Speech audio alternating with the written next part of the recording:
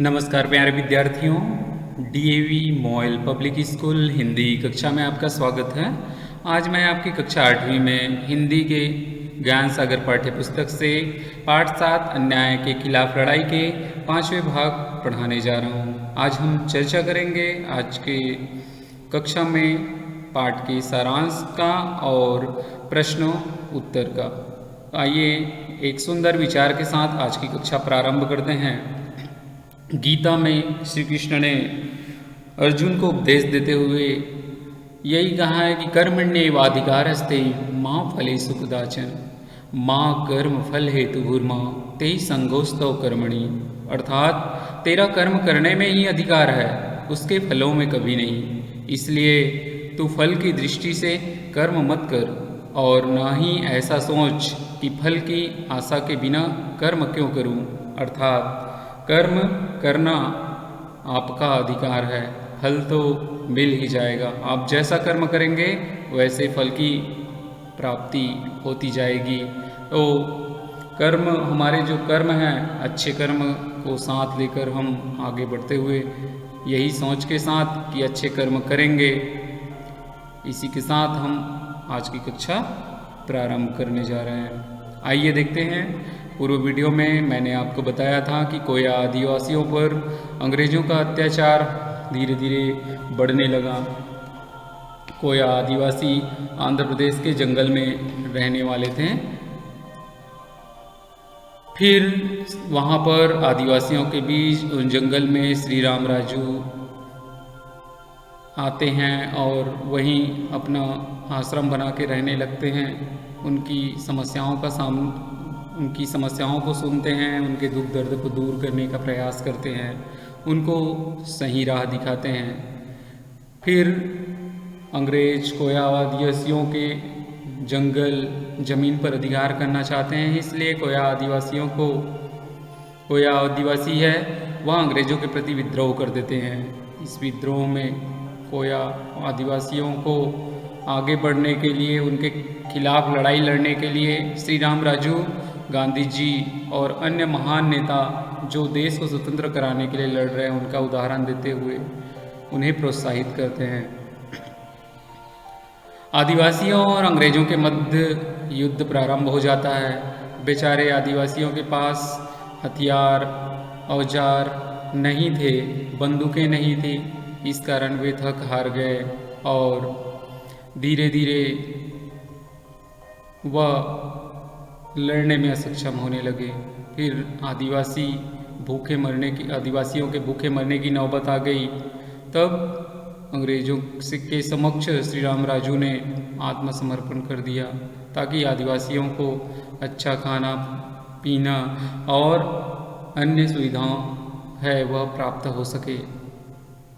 इस प्रकार से अल्लूरी श्री राम राजू आत्मसमर्पण कर अपना बलिदान दिए और उन आदिवासियों की रक्षा किए।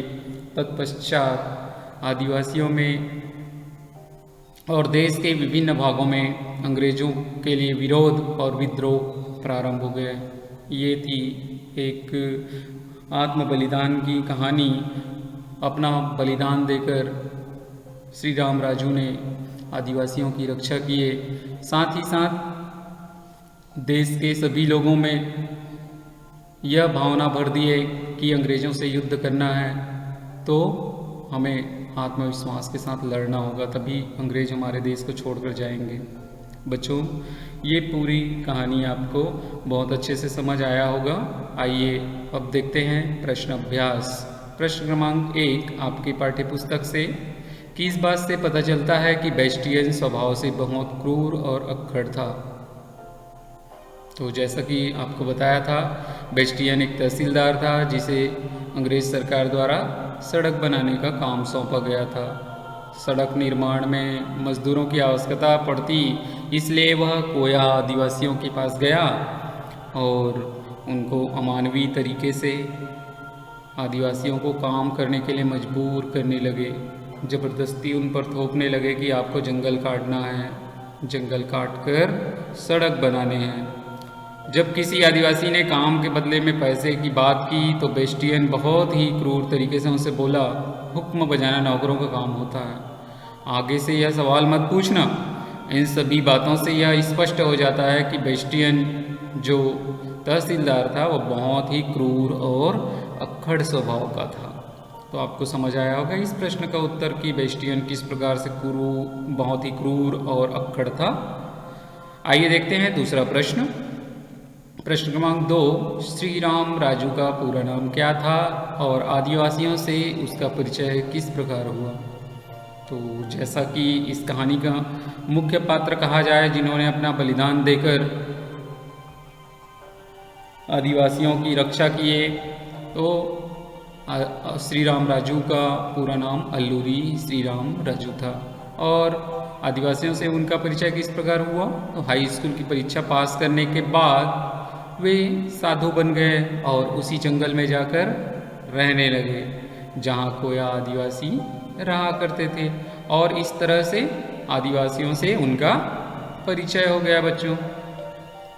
तो अल्लूरी श्री राम राजू और जंगल में आकर आदिवासियों के बीच में रहने लगे, इस प्रकार उनसे परिचय हुआ। ये इस प्रश्न का उत्तर है। अगला प्रश्न, प्रश्न क्रमांक 3, श्री राम राजू की किस बात को सुनकर आदिवासियों में हिम्मत आई। तो अल्लूरी श्री राम राजू ने कोया आदिवासियों को देश के मशहूर नेता गांधी जी के बारे में बताया कि गांधी जी सभी भारतीयों से ये कहते हैं कि हमें अंग्रेज सरकार का सहयोग नहीं करना चाहिए, और कोई अंग्रेज अन्याय करेगा तो हम अन्याय नहीं सहेंगे और सहने से भी इनकार कर देना चाहिए। इस प्रकार श्री राम राजू की आदिवासियों का दिल मजबूत हुआ और उन्होंने अंग्रेज के खिलाफ क्रांति कर दी। इस प्रकार से आदिवासियों में हिम्मत आई। गांधी जी की बात सुनकर, देश के और महान नेताओं की बात सुनकर उनको अंग्रेजों के प्रति विद्रोह के लिए हिम्मत आने लगी। प्रश्न क्रमांक 4, कोया आदिवासी भारतीय सिपाहियों का ध्यान किस प्रकार रखते थे।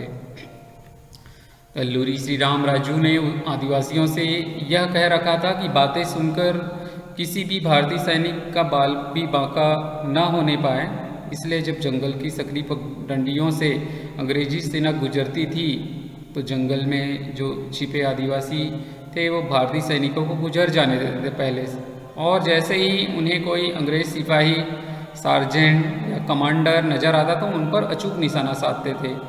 इस प्रकार से उनका काम तमाम भी कर देते थे और भारतीय सैनिकों को छोड़ देते थे।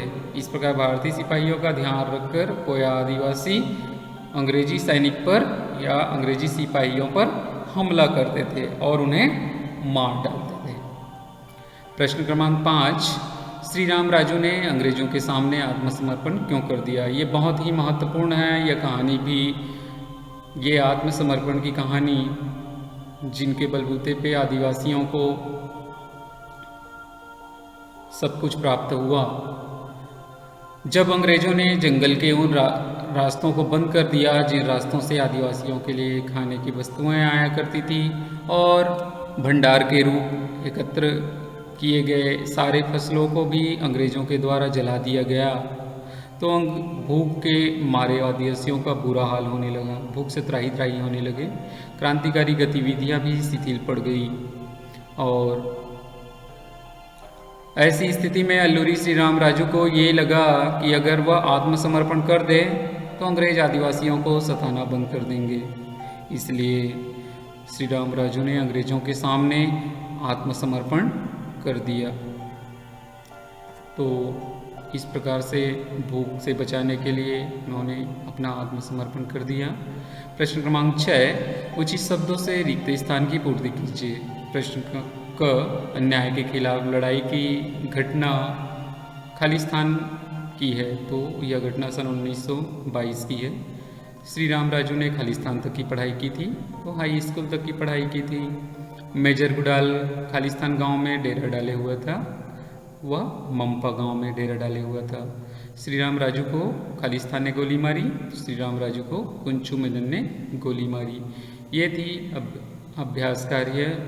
अब इनके आगे जो अभ्यास कार्य है उनके बारे में भी आपको अगले वीडियो में बताएंगे। आज के लिए बस इतना ही। बहुत बहुत धन्यवाद। अगले वीडियो में फिर अगले विषय के साथ पुनः